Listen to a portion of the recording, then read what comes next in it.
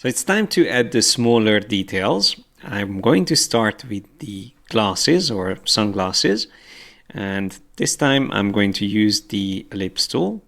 It just makes sense using the rotate feature, which is R on the keyboard. We can have it aligned. And for this one, I'm going to use this darker color. Let's just try to align it as close as possible to what we need. And then I can use the direct selection tool if I feel like I need to drag it out a bit this way. That looks good. Now let's duplicate this and drag it up here. Maybe make it a little bit smaller since that's further away from us. Can also slightly angle it differently, and that looks good. Now let's use the pen tool. Remember that this needs to go behind the ear, so we need to make it look like it's coming out from there. I'm going to draw this first shape, come out, and then this detail here goes behind the ear, and then we just have to angle it down a bit as if it's following the angle of the ear. Yeah, something like that. Now, when you zoom closer, and I'm going to turn off the sketch here just so you can see it, that if this ever happens that you have these imperfections in your drawing, it looks quite amateur. So this is something you definitely need to fix.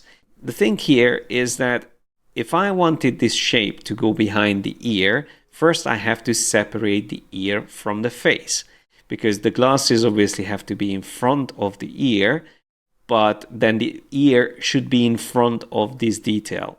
And that's a very simple thing to do. So instead of struggling with this shape here, I'm just going to divide the shape of the ear. So I'm going to actually cut the ear off and have it as a separate shape. So the best way to do this is actually by using the knife tool. And with the knife tool, you can just go over it and cut it wherever you want. In this case, I cut it here. Now it created an extra anchor point, I noticed at the bottom, because it didn't cut perfectly along the edge. So if I take this off, you can see it created that extra anchor point. So instead of the knife tool, another technique you can do is to use the scissors tool. With the scissors tools, you can click exactly on an existing anchor point and then click either on the other side of the path or again on an existing anchor point. I'm just going to cut it here. So once again, now if we look at this in outline view, we can see that this is actually an open path. Outline view, by the way, if you are not familiar with it yet, it's Command or Control Y on the keyboard, or go to the view menu and choose the feature there. So I'm just going to switch back to normal view, and this is when you can see it up here. So it's a toggle, you can go back and forth. And it's a great way to check whether a path is open or not. So as you can see, if I move this path away, it's currently open, and that other path as well, the original other section of the face is also an open path. So these should be fixed. And a quick way to do this is to have the contextual taskbar open and just choose Join Path. So that's from the window menu, contextual taskbar, if you don't see it already. And then if you click on Join Path, then you can see now this is closed. And the same thing we can do by selecting that other shape, which is the face. I'm just going to click back here so we can see it. That's the one selected. And for this, again, we have contextual taskbar, say Join Path, and now is joined. So we have these two shapes ready. And the good thing about this is that we can decide which one goes where. So I'm going to actually delete this shape for now. This should be on top of everything. So I'm going to right click, choose Arrange, Bring to Front. So seemingly nothing happened, but if I now draw the detail for the glasses here, just going to maybe start from here and come down and then go back up there. As soon as we send this back one step, we can see how it's now aligned behind the ear. And all I have to do, just to make sure that we don't get in the way of this little detail here, is to move this up a bit, maybe up around here. So it doesn't follow exactly our sketch this time, but it's not a problem. I can just align it a bit more this way. So if I was a bit more careful where I cut into the ear, maybe I should have cut into it there. It would have worked better. But now I feel like it actually looks even better than the original sketch. So let's just see without the outlines. And yeah, I'm happy with the way this looks. So just a little bit more precise in the way that this detail meets here. Just by dividing this path, we managed to achieve that. And the next shape is going to be very simple. We just have to draw this detail right here and then sample the color or just choose it from here. And that's the glasses done. So we have one detail down. Now we need to draw these little details for the ear, the nose, and the mouth. These are very simple. Just click and drag and click and drag again. So there we have the ear. Now for this, I'm going to use stroke instead of fill. So I will press Shift X and then let's just zoom a little bit closer on this. I want these to be much softer. So I don't want them to be so sharp around the edges. This is actually something that you can access if you have the whole shape selected or this path. So here on the top, you should see these values. If you don't see them, just click away and then click back again, and then they should show up. And what you want is the stroke panel.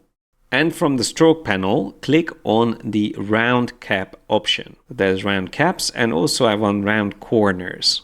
So that fixes that bottom detail there. I will increase the thickness of these lines, and I'm actually going to use this darker red color. Just make sure that the stroke is selected and then choose that color. So let's see without the sketch on top. Yeah, it's a very subtle little detail from a distance. It's still going to be visible, but like I said, it's quite subtle.